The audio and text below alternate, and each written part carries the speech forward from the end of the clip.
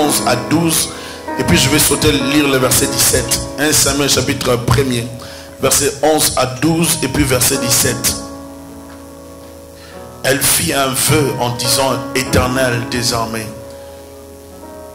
si tu daignes regarder l'affliction de ta servante, si tu te souviens de moi et n'oublie point ta servante, et si tu donnes à ta servante un enfant mâle, je le consacrerai à l'Éternel pour tous les jours de sa vie, et le rasoir ne passera point sur sa tête. Comme elle restait longtemps en prière devant l'Éternel, Élie observa sa bouche. Anne parlait dans son cœur et ne faisait que remuer les lèvres, mais on n'entendait point sa voix. Élie pensa qu'elle était ivre. Verset 17. Élie reprit la parole et dit: va en paix, et que le Dieu d'Israël exauce la prière que tu lui as adressée. Amen. Cette femme a fait un vœu à l'Éternel parce qu'elle voulait voir la main de Dieu dans sa vie. Connaissant son humiliation, elle a pris la décision d'aller vers l'Éternel. Elle a dit: je ne peux pas continuer à vivre la même situation. Je dois parler à Dieu. Je veux que Dieu puisse agir dans ma vie. Qu'est-ce que je dois faire? Je dois aller dans les temples. J'irai dans les temples prier. Aussi, je dois faire une demande claire. Elle fit un vœu en disant: Éternel des armées, si tu t'aimes regarder l'affliction de ta servante, si tu te souviens de moi et n'oublie point ta servante, et si tu donnes à ta servante un enfant mâle. Elle n'a pas demandé une fille. Est-ce que tu peux dire amen? Une prière claire. Elle n'a pas demandé une fille, elle a demandé un garçon. Ça montre la compréhension, n'est-ce pas, de cette femme, de la dimension de la prière. 1. 2. Ça révèle aussi la compréhension de l'alliance abrahamique, n'est-ce pas, de la culture de l'époque. Cette femme n'a pas demandé un enfant mâle pour rien. Elle a demandé avec la révélation.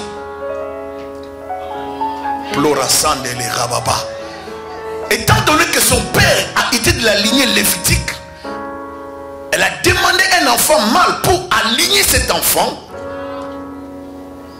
dans l'héritage lévitique.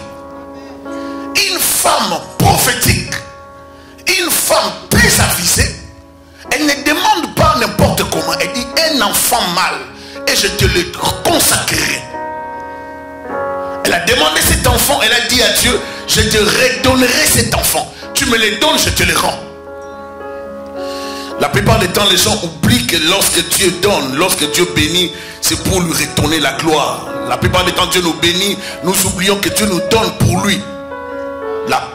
La Bible dit: tout vient de toi et nous recevons de ta main ce que nous t'offrons. Dans 1 Chronique chapitre 29, tout vient de toi et nous recevons de ta main ce que nous t'apportons. Là on voit David qui a tout donné à Dieu. La Bible dit: il a pris même ce qui était caché dans les trésors personnels de sa famille, il a donné ça à Dieu. Tout vient de Dieu. Si vous ne savez pas que ce que vous avez venu de Dieu, vous aurez du mal à servir Dieu et à donner. Et celui qui n'apprend pas, qui ne sait pas comment donner, ne pourra pas voir la gloire de Dieu. Dans Romains, la Bible est en train de nous montrer que nous devons apprendre à nous sacrifier. Et si tu n'arrives pas à te sacrifier, tu ne pourras pas plaire à Dieu. Dieu a besoin des hommes et des femmes qui se sacrifient. Ne dites pas seulement nous sommes tous des sacrificateurs, mais vous devez être un sacrifice d'abord vous-même.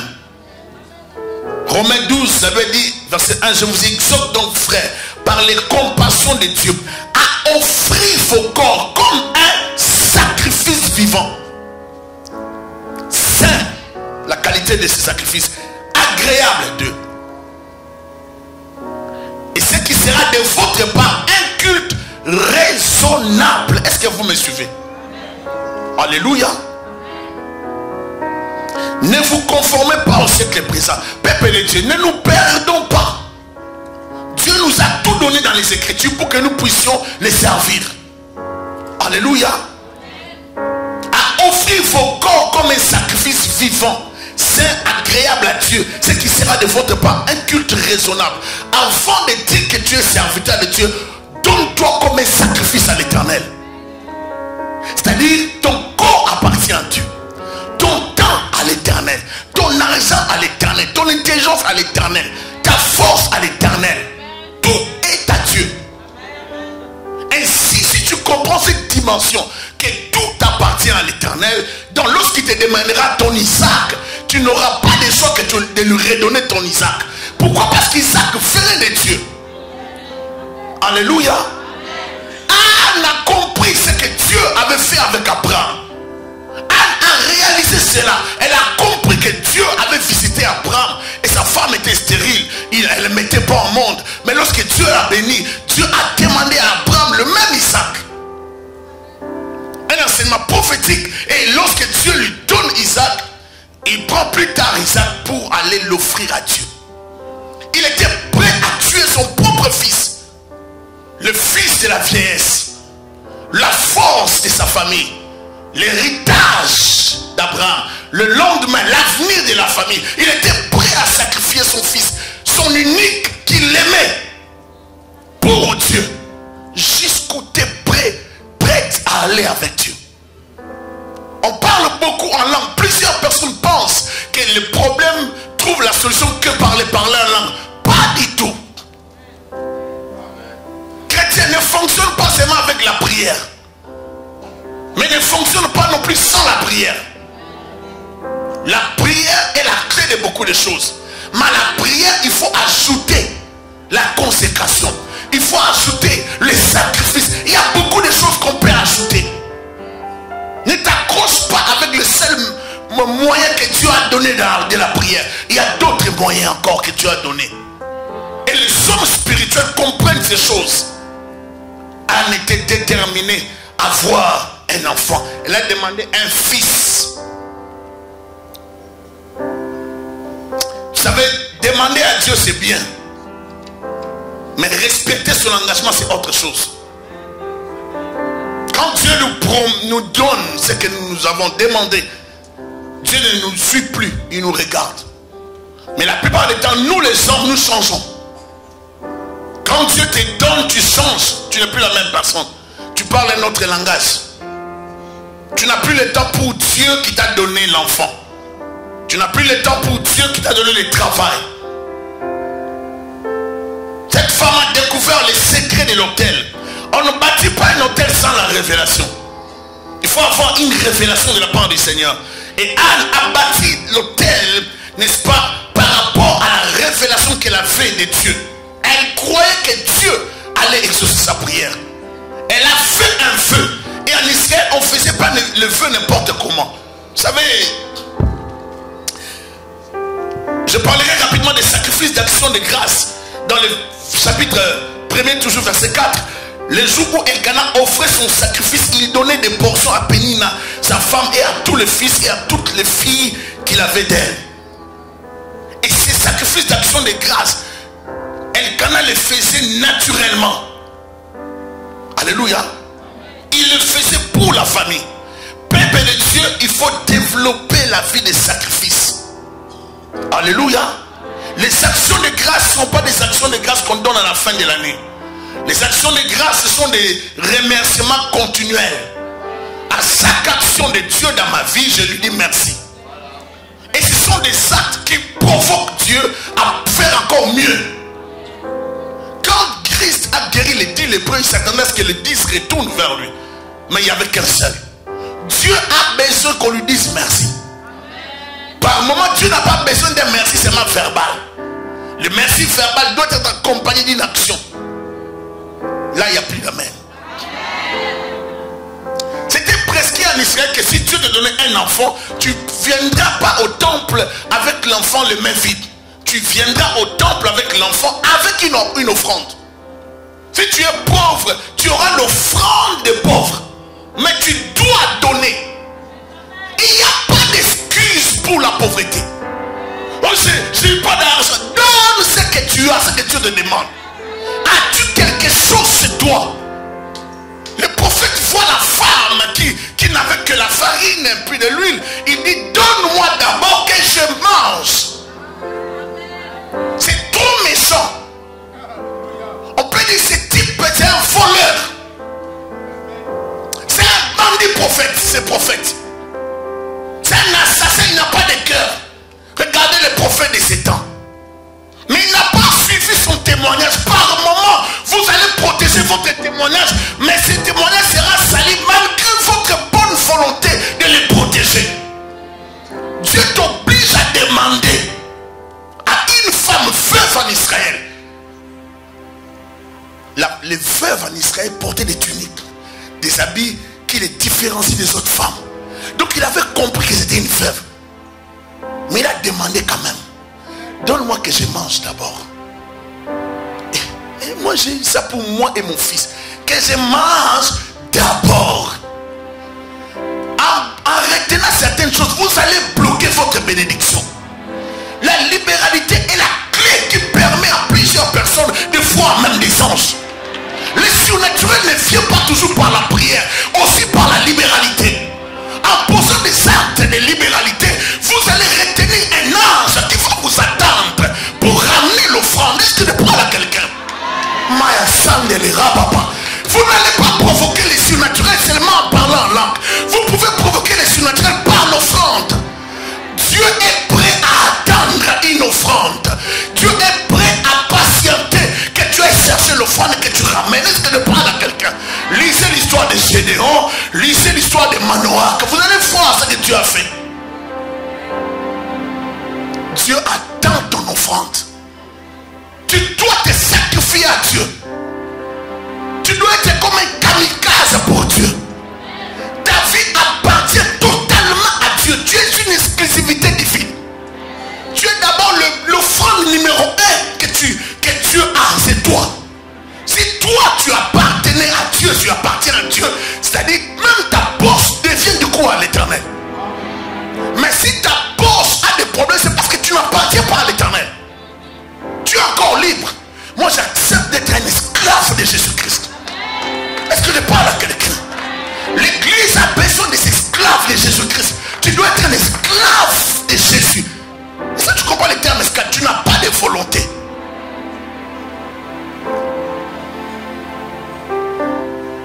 Dieu veut nous changer. Alléluia.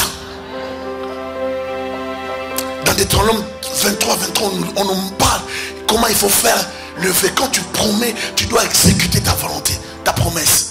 Le vœu et les sacrifices. Le vœu était souvent accompagné des sacrifices. On ne pouvait pas faire un vœu sans offrir. Quand tu promets, tu dois donner quelque chose. Mais de nos jours, les gens ont abandonné cette culture. Dans la Bible, nous le voyons, la culture des vœux, n'est-ce pas? Genèse 28, verset 30, verset 20 à 22. Nombre 21, 2. La Bible en parle. Psaume 50, 14. Comment rendrai-je à l'éternel? Psaume 114, 116. Comment rendrai-je à l'éternel tous ces bienfaits envers moi? Ce sont des questions qu'on doit se poser. Il n'y a pas de vœu sans sacrifice. Alléluia. Certains problèmes exigent que vous posez des actes. Ça peut exiger seulement que tu parles. Ça peut exiger que tu promettes. Seigneur, je veux faire ça pour voir ça. S'il te plaît, Jésus, j'ai besoin de te voir. Je ne veux pas que ça continue. À quoi servira un homme d'avoir un compte rempli, d'avoir les biens de ce monde s'il n'est pas dans la paix? Et si son problème pouvait trouver la solution juste avec une offrande? Vous allez voir un parent qui a un enfant qui souffre, mais Dieu lui met à cœur de faire une offrande, d'acheter ne serait-ce qu'un micro dans son église, un speaker dans l'église. Mais il retient cela dans son cœur. Il est tellement résistant. Il bloque la guérison de l'enfant. Parce que pour lui, la guérison de l'enfant ne viendra que par l'imposition des mains. Si tu ne connais pas Dieu et comment Dieu fonctionne, tu seras dans l'église et tu perdras le temps. Tu changeras des églises. Certaines choses ne trouvent pas la solution que par la prière. D'autres, c'est par les actes que les parents posent envers leurs enfants. Même avant que l'enfant ne vienne au monde, tu peux précéder la venue de l'enfant par des offrandes. Est-ce que vous savez que sur chaque chrétien, il y a une bénédiction? La Bible dit qu'il y a la bénédiction sur la tête de juste. Si vous êtes une femme telle que nous sommes ici, ou un homme, vous n'avez pas un compte rempli dans le spirituel. C'est-à-dire les jours qu'on va vous épouser, au lieu que vous puissiez apporter un plus, vous serez comme un aspirateur. Mais pas les gens d'aspirateur des maisons, aspirateur industriel. Qui aspire tout. Donc même dès que ça passe, c'est le type d'aspirateur comme ça. Donc dès qu'elle entre dans ta famille, dans ta maison, une telle femme, elle aspire tout. Même les télés commencent à tomber en panne.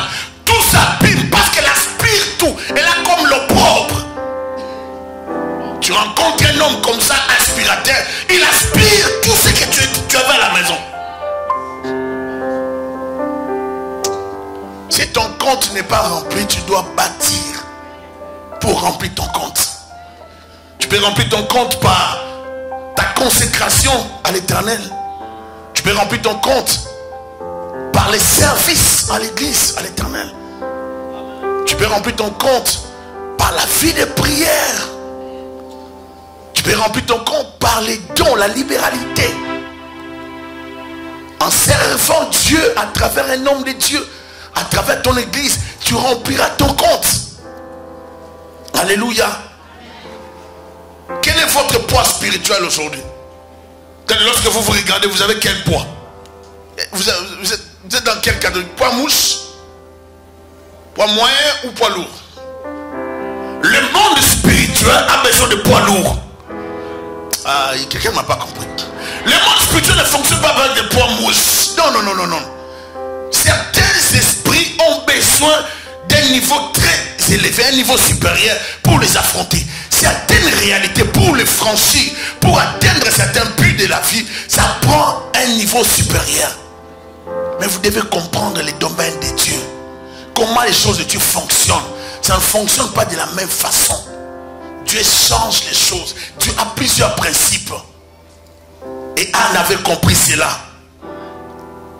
La Bible dit, comme elle restait longtemps en prière devant l'Éternel. À part le feu, il faut développer la vie du secret, la vie de la chambre. La vie de prière. Il faut apprendre à prier. La prière éloigne le mal. La prière protège. La prière peut barricader les sorciers, peut empêcher les sorciers d'opérer dans votre vie. La prière est un frein aux activités des ténèbres. Vous allez voir quelqu'un qui ne priait pas, quelqu'un qui venait à l'église mais qui n'aimait pas la prière. Un petit moment, ça passe et puis le diable vient, il frappe, il crée une maladie, il injecte la maladie et puis la maladie s'éternise, ça commence à dégrader, puis un temps c'est la mort. Mais la prière peut te protéger. La prière peut changer ta situation. Est-ce que j'ai parlé à quelqu'un? La vie de prière peut changer ta situation. Tu peux changer la vie de ta famille par la prière. Tu peux quitter les lois de ta famille en sortant par la prière. La prière libère. Alléluia. Le feu d'Anne, Samuel, elle a déclaré ceci à l'Éternel. Samuel servira l'Éternel au sanctuaire. Donc dès que l'enfant aura 3 ans, Anne a fait le vœu de donner à l'Éternel l'enfant à partir de 3 ans. Or la loi stipulait que les Lévites pouvaient le devenir à partir de 25 et 30 ans. Mais elle va au-delà. Elle dit à partir de 3 ans, je donnerai cet enfant au temple. Elle n'a pas regardé son amour pour son enfant. Elle n'a pas regardé son attachement pour l'enfant. Elle a regardé l'amour de Dieu pour sa vie. Elle a regardé comment Dieu a enlevé sa honte et son humiliation. Dieu vous enlèvera l'humiliation au milieu des hommes. Le Dieu que nous servons est un Dieu qui peut vous corriger. Dieu peut te frapper de bénédictions que tu deviens tellement corrigé. Des fois tu te tournes, si c'est toi, c'est pas toi, mais c'est toi. Je t'assure. Dieu peut te faire tellement du bien. Et je crois que Dieu est décidé et déterminé à te bénir.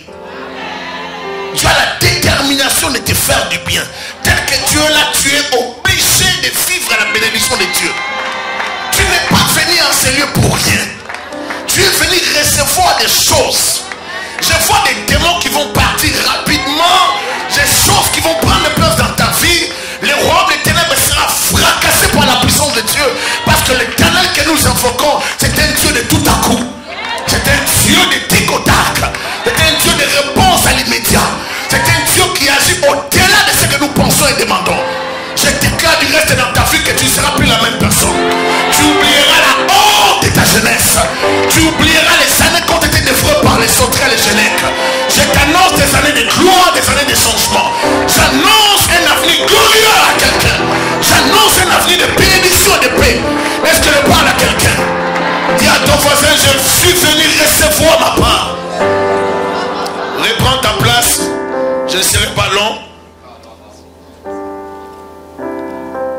Deuxième élément, le vœu d'Anne. Elle a dit, Samuel vivra les Naziréens perpétuels. C'est-à-dire, elle s'engage à ce que les cheveux de son enfant ne soient jamais coupés. Elle promet tout ça sans voir l'enfant. Elle n'a pas touché l'enfant, mais elle a fait la promesse de cela. Dieu dit donc, cette femme veut me donner un serviteur qui va remplacer les comédiens là. Au fini, je ne sais pas, il est fini. Lui, il va les remplacer. Dieu est patient lorsqu'il veut faire des choses. Votre bénédiction est en route. Vous savez, il y a des gens qui vont perdre leur position à cause de toi. Ah, tu m'as pas saisi. Si Dieu ne fait pas les choses avec stratégie, ça va décevoir le monde. Mais Dieu étant stratège, il va pousser Vati à commettre des bêtises pour introduire Esther. Oh, est-ce que je parlais à quelqu'un? Dans les stratégies de Dieu, il y a des Saül qui doivent partir pour que David monte. Dans les stratégies de Dieu, Ophni et Phinéas devaient partir pour que Samuel entre en scène. Quelqu'un peut gêner ta position, mais ne peut pas t'empêcher d'arriver là où Dieu te destine. Ce que Dieu a décidé dans les conseils divins, personne sur la terre ne pourra t'empêcher à le devenir. Tu deviendras ce que Dieu a décidé de toute éternité pour ta vie. Je t'annonce, même s'il y a des ennemis qui dressent une table autour de toi, tu ne mourras jamais. Même s'il y a des bénins qui se moquent de toi, garde le silence, Samuel arrive. Garde le silence, Samuel arrive. La réponse de l'Éternel corrigera les gens. Dieu me dit qu'il mettra un cantique nouveau dans la bouche de quelqu'un. Ce cantique nouveau, ce sera du fumier. Il ramasse l'indigent. Dieu changera l'histoire de quelqu'un. My God, Dieu va changer l'histoire de ta famille. Il mettra un cantique nouveau dans ta vie. Peut-être que tu te promets, tu es comme délaissé, abandonné. Mais je dis, je t'annonce, même si ton mari t'a quitté, ce n'est pas grave. Dis, ce n'est pas grave. Même si tu es abandonné par tout le monde, dis, ce n'est pas grave. Je suis pris en charge par Dieu. Dieu m'a pris en charge. Dieu me conduit lui-même. Bientôt, je toucherai mon Samuel. Reçois ton Samuel là où tu es au nom de Jésus-Christ. Que le Seigneur t'accorde ce que tu lui demandes et qu'il te donne au-delà de ta prière au nom de Jésus de Nazareth. Que mon Dieu te surprenne, qu'il te bénisse au-delà de tes prières. Au nom puissant de Jésus, j'impose cette bénédiction dans ta vie. Au nom de Jésus de Nazareth. Alléluia. Dieu veut dire Samuel sera un enfant consacré totalement à l'Éternel. Cet enfant sera particulier. L'offrande de Samuel atteste la gratitude de la maman. Il faut retourner à Dieu ce que tu donnes. Est-ce que j'ai parlé à quelqu'un? Samuel était comme le premier fils de cette femme, Anne. Samuel est aussi comme le symbole des prémices. Est-ce que je parle à quelqu'un? Dieu te donne. Il faut comprendre le principe des prémices. Plusieurs personnes ont été bloquées dans leur vie. Dieu les a bénis. Ils ont pris l'argent. Ils sont allés voir un oncle dans leur famille. Surtout nous les Africains. Parmi les Africains, il y a cette culture, n'est-ce pas? Le premier salaire, tu dois donner à un oncle. Et même s'il n'est pas chrétien, surtout dans nos cultures et la tradition qui est mélangée avec la sorcellerie, tu vas prendre ton salaire, tu vas aller chercher un oncle. Un oncle qui ne prie pas. Un oncle qui est bizarre, qui va prendre seulement la salive. Il va jeter la salive à côté et dire, tu es béni. Tu es béni par qui? Il prend ton argent et il commence à jouir de ça. Depuis que tu as donné cet argent, ta vie ne prospère pas. Maintenant, pour casser ce genre de malédiction, vous allez casser ça. Au nom de Jésus, je sens ça. Au nom de... Non. Tu dois casser ça en élevant un autre prémisse à l'Éternel. Pour casser ce que tu as fait avant. Quelqu'un n'a pas compris? Comprenez ce que je suis en train de vous dire. Alléluia. C'est ainsi que vous allez casser ça. Déclare avec moi, Seigneur Jésus. Fais-moi comprendre les choses spirituelles de ma vie, de ma famille, afin de vivre ma libération, d'exercer ma délivrance. Au nom de Jésus, au nom de Jésus, je refuse de vivre l'esclavagisme satanique, la distraction. Au nom de Jésus. Écoutez, l'autel de cette femme, c'était le vœu. Elle a promis de donner un enfant. Mais vous allez voir que lorsque l'enfant vient au monde, elle amène au-delà de ce qui était demandé par la loi. C'est un signe de gratitude. Après une naissance en Israël, il y avait 3 sacrifices qui pouvaient être offerts à l'Éternel. Un holocauste, une offrande de purification, un sacrifice de communion. Donc c'était normal d'offrir. Comment Dieu vous donne un enfant? Parents, vous avez un enfant, vous amenez à l'église, prophète, pasteur, bénis l'enfant. Mais vous ne faites pas une offrande d'action de grâce. C'est l'enfant de qui? Le pasteur demande. Ce n'est pas parce que le pasteur demande l'argent. C'est toi qui ne comprends pas que même Jésus, ses parents ont fait l'offrande des pauvres. Mais toi, tellement que tu es radin, dans les derniers jours, la Bible dit les hommes seront égoïstes. C'est un signe des derniers jours. Il y a tellement de parents radins qui bloquent la destinée de leurs enfants parce qu'ils ne savent pas libérer ce qu'il faut pour bâtir des hôtels en faveur de leurs enfants. Il n'y a rien qui parle pour des enfants. Il y a certaines familles, lorsque vous voulez entrer, même si vous êtes les grands sorciers, ce que les parents ont fait, ça parle tellement pour les enfants. Comment voulez-vous détruire un enfant dont le père était serviteur de Dieu? La maman servait l'Éternel. Ce garçon-là grandit. Comment vous allez les détruire? Il met au monde notre enfant. Cet enfant a son papa serviteur. Même s'il n'est pas pasteur, sa maman servait l'Éternel. Son grand-père était serviteur de Dieu. Comment pouvez-vous détruire une telle famille? Vous comprenez que quand vous bâtissez une histoire spirituelle pour votre famille, vous assurez l'avenir de la famille. Je tiens à dire à quelqu'un aujourd'hui, si Samuel était choisi, c'était parce qu'il était dans la lignée lévitique. Qu'est-ce que je parle à quelqu'un? Dieu ne choisit pas par hasard. Dieu choisit à cause de l'histoire. Est-ce que je parlais à quelqu'un? La lignée de Samuel était la lignée des Lévites, la lignée des sacrificateurs. Mais Samuel ne sera pas seulement sacrificateur. Il sera sacrificateur. Il sera prophète. En même temps, il aura l'office royal. Parce qu'avant Samuel, il n'y avait pas de roi. Et dans cette période de Samuel, on est dans la période des juges. Samuel était comme le type de roi qui représentait l'Éternel. Il avait les 3 offices sur sa tête. Ce n'est pas n'importe qui, c'est un grand prophète. My God, je ne sais pas si je parle à quelqu'un ici. C'est un grand prophète. Un grand homme de Dieu qui était dans les ventres de cette femme. Un grand prophète. Je sens une colère bizarre. Je ne sais pas qu'est-ce que je veux dire. Dieu va te donner un enfant qui va effacer les noms des enfants de Tarifal Pénina. Ah, Seigneur Jésus, aide-moi. Après, c'est les gens qui sont de ce côté. Dieu va te bénir. Il te donnera un enfant qui aura un nom. Son nom va tellement écraser les enfants de Pénina qu'on n'entendra même pas parler des enfants de Pénina. Des fois, nous souffrons pour rien. Parce que ce qui est dans ton ventre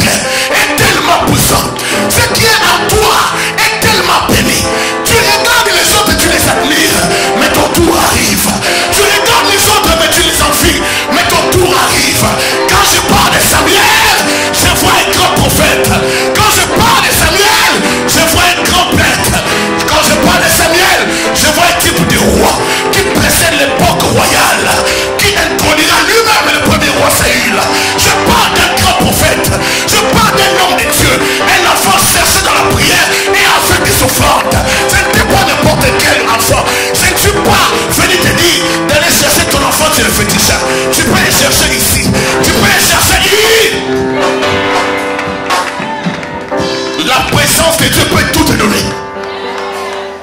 Dieu peut te donner au-delà de ce que tu penses.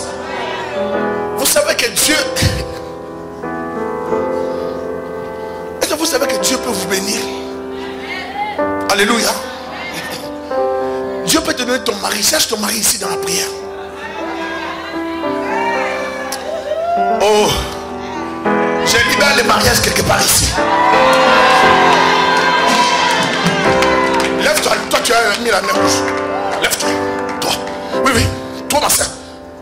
Lève-toi. Oui. Non, elle. Et toi. Je libère les mariages et je chasse dans ta vie. Regarde, regarde-moi. Je chasse dans ta vie les échecs dans les mariages. Tu comprends? Les tâtonnements. Je ne vois pas un mariage stable devant toi. Je ne vois pas une relation stable. Mais je suis en train de déclarer aujourd'hui que Dieu te bénisse avec un bon mari. Un bon mari qui va prendre soin de toi. Je libère ton mariage. Tu ne peux pas venir ici pour rien. Je détruis toutes les lois qui t'empêchent de te marier. Au nom de Jésus de Nazareth. Reçois cela dans le nom de Jésus-Christ de Nazareth. Peuple de Dieu, écoutez-moi très bien. Le Dieu que nous sommes en train de servir est un Dieu sérieux. Dis sérieux. Le sacrifice sur l'autel représentait la vie. Quand tu mets les sacrifices, tu dois mettre ta main sur l'offrande. Vous savez pourquoi? Parce que sur les sacrifices ont transféré les péchés, tous les problèmes. Maintenant toi tu viens sur l'autel, tu as transféré quoi c'est quoi? C'est ça le problème de plusieurs chrétiens. Vous allez voir une famille, il n'y a rien, personne ne sert Dieu, personne n'est consacré. Samuel c'est la consécration, personne n'est consacré à l'Éternel, personne ne sait servir Dieu comme il se doit. Vous ne savez pas donner à Dieu ce qui lui revient. Je tiens à dire aujourd'hui que Dieu a décidé de bénir quelqu'un. La stérilité n'est pas la fin. Est-ce que je parle à quelqu'un? La stérilité n'est pas la fin. Vous pouvez vivre la stérilité, mais c'est juste c'est juste un moment, c'est juste un temps que Dieu vous fait traverser. Mais Dieu a prévu de vous faire du bien. Alléluia.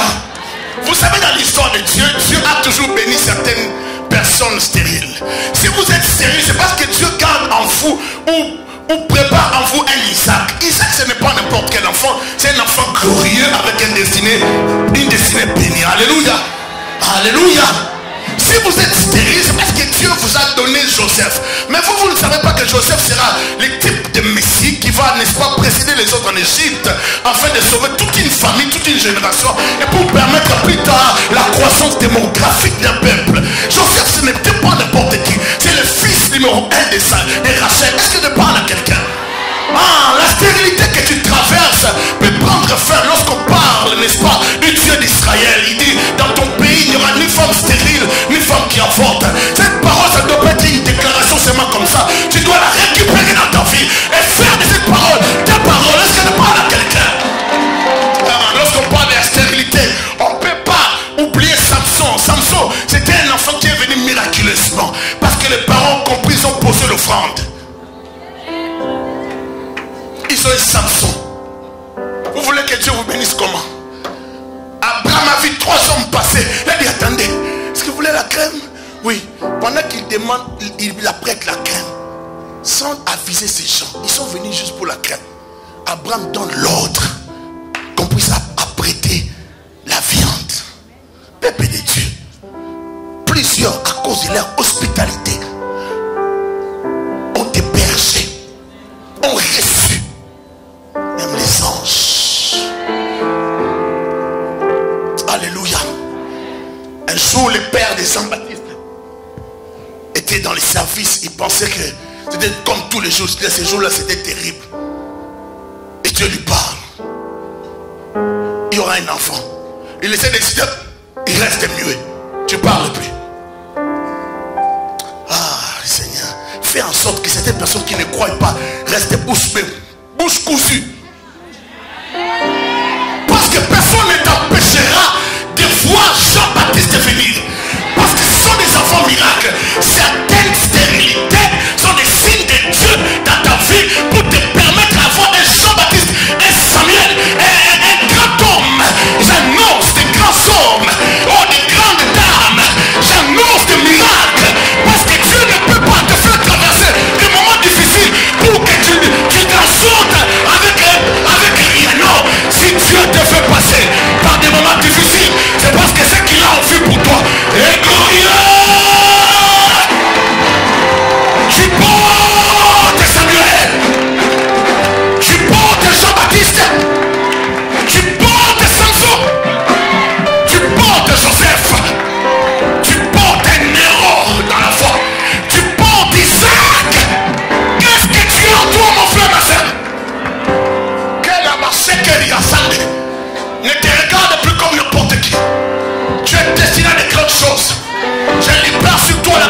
la grandeur dans le nom de Jésus.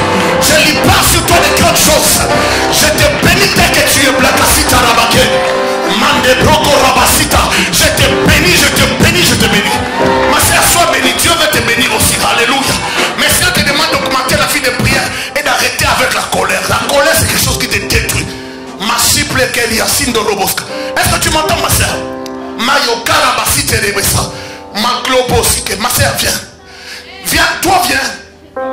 J'entends que tu pries pour le mariage. Non, racite riabaska. Mayaside. Tu comprends ce que je dis? Tu pries pourquoi? Pour le mariage. Alors maintenant le Seigneur me dit de te dire qu'il vient de te visiter dans cette rencontre. Alléluia. Reçois ce qui est de Dieu dans ta vie au nom de Jésus. Maraché de Riabassa. Je suis en train de déclarer dans ta vie que le Dieu du feu de la prière te fera du bien. Je libère sur toi le surnaturel. Je libère sur toi ton Joseph. Je libère sur toi la gloire de Dieu. Que le Seigneur te propulse. Dis avec moi, Jésus.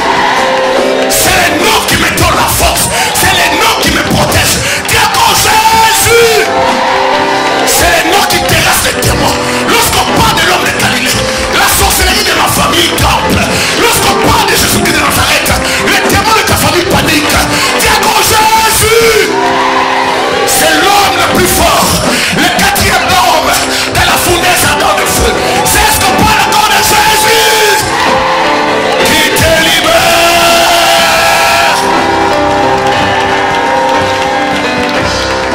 Soyez bénis. On acclame, on acclame, on acclame, on acclame, on acclame. My God, on acclame, on acclame.